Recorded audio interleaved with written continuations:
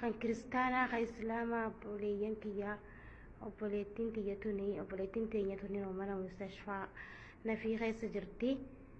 Waggaa 10 jirti. Maqaa ishii himachuun beektu maqaa warra ishii himachuun beektu akkuma nama tokko nan dalagadhaa jettee biyyaa baate. Hinoo anuu nan feetu argaa tiyya nan feetu na arrabsitii waggaa nan bira dhufe naan loltii mataan ishii tuqamaadha.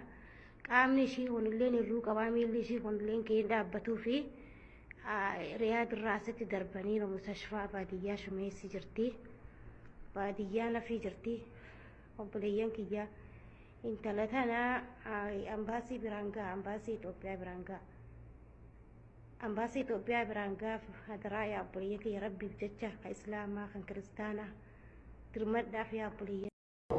Kan obboleettii qabdu, kan obboleessa qabdu, kan haadha qabdu, kan faamilii qabdu, kan maatii qabdu, kan dawwaltee maatii keetti haasoftee gammaddu hundi keetu obboleettiin keenya kun mana yaalatitti kan argamtu obboleettii keessan obboleettii keenya anuma sinuma kanarra boru akkana ta'uu danda'u.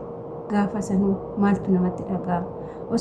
Osoo nama koo taate, osoo fira koo taate, osoo zarii koo taate jettanii yaaduunis isin barbaachisa. Shamarrummaan isin haa dhukkubsu, biyyi ormaa isin haa dhukkubsu. Ani umaa isiniin jedhu obboloota koo viidiyoo kana sheer godhaa. Obboleettiin keenya asitti argitan kun akkuma argitanidha. Hin dubbattu, hin dubbistu, maatii ishiin beektu, fira ishiin beektu, biyya ishiin beektu, iddoo ishiin beektu kan argamtu mana yaalaa keessatti kuwaa waggaa 10 jedhu, kuwaa waggaa 15 jedhu garuu hundaafuu irra guddinni waggaa 15 mana yaalaa Saudi Arabiyaa keessatti baadiyyaa Shamsiin jedhamu keessatti kan argamtudha. Madaamonni yoo fayyaa qabaanne malee yoo hojjechuu dandeenye malee yoo kaachuu dandeenye malee nun jaalatani jechuudha. Gaafa xiqqishumashii waa dabsine gaafa xiqqishumashii waa dogongorree ati majnuuna sin jedhanii mana yaalaa majnuuna yookaan maraattutti si darbu. Kanaafuu obboloota koo adaraa keessan viidiyoo kana sheer godhaa. Yoo xiqqaate maatiin ishii yaatti argamu. Haati yoo kana haati galgalaa ganamaa dhala koo har'an sagalee ishee dhagaa boruun sagalee ishee dhagaa jettee kan bilbila ilaaltu obboleechi yoo seene abbaan yoo seene obboleettii yoo seente nama bilbila tachii qabatu yoo argite mee intala kootti naa dawwali jetti. Bilbilaa hin beektu mee harmeen keenya garuu nama bilbila baatu yoo argite mee ilmoo kootti naa dawwali jettee kaaniif kaanitti dubbatti. Wanti kun isin mudatee hin beeku ana na mudatee jira. Haati keenya takka intalli ishee erga biyya kana dhuftee bubbultee jirti. Garuu bilbilaan ni argatti. Yeroo baay'ee ana bira dhufu naa dawwali bilbila dhala kootan sagalee dhaga'anaan jedhu turan. Isaan yaadadhe dhugaan sinin jedha. Obbolaanis obboleettiinis firris nama dagachuu danda'a.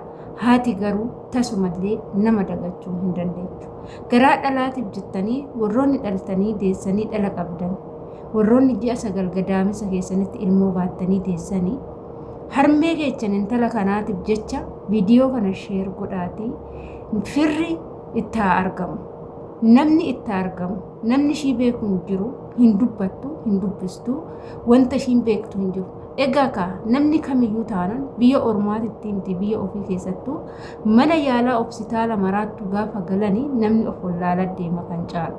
Garuu obboleettiin keenya kun nama ishee gaafatu hin qabdu, nama ishee dhufeetu ati eenyu jedhuun hin qabdu, kan ooltu maraattu wajjin, kan jiraattu maraattu wajjin, kan caaltu maraattu taate of wallaaltee jirti. Kanaafuu yoo maraattus taate yoo haati ofii ilmoon koo maraattudha jettee tasallee hin jibbitu jechuudha. Ilmoon koo maraattudha jettee haati ilmoo ofii ofirraa hin ariitu jechuudha. Kanaafuu viidiyoo kana sheer gochuudhaan gara imbaasii biyaansi imbaasiin jechuudha. Imbaasiin qaamni waan kana ilaallatu jechuudha. Sirritti jechuudha akka bira ga'u jechuudha. Sheer gochuun laayikiinis immoo ni oofa. Viidiyichi kun akka qaama obboleettii keenya kana gargaaruu danda'u bira ga'u bira deemuu danda'a jechuudha. Inna asumarraan illee hordoftoota kiyyaa ani wanni isin hin jedhu jechuudha. Gola ormaa keessatti yeroo jiraannu, mana ormaa keessatti yeroo jiraannu waa hunda caalaa jechuudha sammuu keenya eeggadhaa. dhibee biraallee dhukkubsadha. Garuu sammuu keessan sirriitti eeggadha. Maatii keessan akka hin daganne, biyya keessan akka hin daganne sirriitti waa hunda caala dursaati sammuu keessan eeggadha. Sammuu keessa zuwwarsin jedhe taanan jarri bariisaa fuudhanii mana hospitaala majnuunaatitti sin darbu. Sin hin barbaadan. Isaan namummaa keenya hin barbaadan. Jara bira kan teenyu nu jaalatanii kan wajjin jiraachaa jirru namummaa keenyaa miti kan isaan jaalatan. Har'aani waleen as keessatti jechuudhaan namummaa kiyyaa miti manni kun kan na jaalate. Humna koo, hojii koo, fiigicha koo, owwaachuu koo kaanifis ergamuu kootii fi yeroo hundumaa dalagaa isaanii maaragaan hojjechuu koottu mana kana na jaalachiise. Isaan akka na jaalatan godhe malee foon kiyya kana jaalataniitii miti. Miidhama kiyya kana jaalatanii miti. Yoon dadhabeeyyuu hojiin dalagaan humna kiyyaa ol ta'e yoo na dadhabsiisee na caccabseeyyuu isaan ajaja narraan dhaaban. Sababa maaliiti? Sababa foon kiyya miidhamuu baate dadhabuu baate dhimma isaaniitii miti. Isaan kan barbaadan dalagaan isaanii akka dalagamuuf qofaadha jechuudha. Kanaafuu isin immoo maal gochuu qabdu? Sammuu keessan sirriitti eeggachuu qabdu. Dhugaan isin jira jechuudha. Sammuu keessan dhabdan jechuun maatii keessan dhabdan jechuudha. Kan akka sammuu hin jiru jechuudha. Dhibee kaanillee yoo mana yaalaa sin geessuu danda'u doosii of beektan yookaan immoo gadi baatanii miidiyaa irratti na dhukkubaa na gargaaraa jettanii iyyachuu dandeechu. Gaafa sammuu dhabdan garuu gadi baatanii dubbatachuu hin dandeechan. Namni of wallaale tokko akka nama irriba keechaa taatanii akka daa'ima reef dhalattee taatanii gaafa sammuu keechan dhabdan na gargaaraa jettanii arraba ittiin dubbattanii sin qabdanii.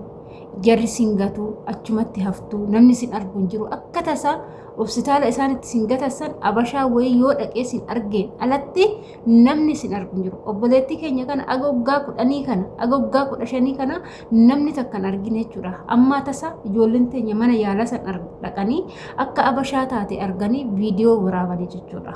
Ni galee kanaafuu adaraa keessanii biyya ormaa keessatti sammuu keessa zuwur jedhe taanaan biyya ormaa keessatti haftu. Namni isin barbaadu jiru yoo dhabamtanillee jarri gaafa manaasi baasanirraan isin bolloku jechuudha. Bakka dhukkubsatte mana yaalaa galchi jedhanii kafiilummaa isaanii isin bolloku isaanitti yoo dawwaltan hin beeknu isiniin jechuu danda'u. Biyya ormaatti isaan dhimma isaaniitii miti jechuudha. Isiniif galee kanaaf sammuu keessan eeggadha. Biyaansi birriin isaanii cinqir jedhee namatti hafu kan akka fayyaa ofii addunyaa kanarra eechallee hin jiru eechattillee hin argamu. Maallaqaan kan bitamuu hin dandeenye yoomillee fayyaadha jechuudha. Keessattuu sammuu kana. Inni kun hojjechuu dhaabe jechuun jiruun kee hundi dhaabbate jechuudha. Akkasii isiniin jedha. Egaa hordoftoota kiyyaa ani viidiyoo narraaf qabadhee dhufee kana fakkaata. Viidiyoo kana sheer godhaa. Biyaansu jechuudha. Firri zariin itti argamu. Viidiyoon kun erga miidiyaa kanarra deemutu jalqabee oolee bubbulee jira. Agammaa firritti hin argamne jechuudha. Agammaa namni itti hin argamne. Garuu obboleettiin keenya kun nama irraa dhalatte ni qabdi, zarii irraa dhalatte ni qabdi, nama itti dhalatte ni qabdi. Beergit jechuudha. Maatiin ishii warra baadiyyaa ta'uu danda'uun beekamu. Kanaaf yookaan akka tasaa firri ishii zariin ishii biyya Arabaa kanas kan jiraattu kan onlaayinii fayyadamu jiraachuu danda'u waan ta'eef maatiin itti argama. Miidiyaa kanarratti yoo sirriitti jabaatan maatiin itti argama. Isin sheer godhaa isiniin jedha. Egaa viidiyoo narraaf qabadhee dhufee kana fakkaata. Viidiyoo kana laayik sheer gochuudhaan nu jajjabeechaa isiniin jenna. Turtiin wajjin gootaniif guddaa galatoomaa hanga viidiyoo biraatiin walitti deemti. Turtii gaarii isiniif haa ta'u.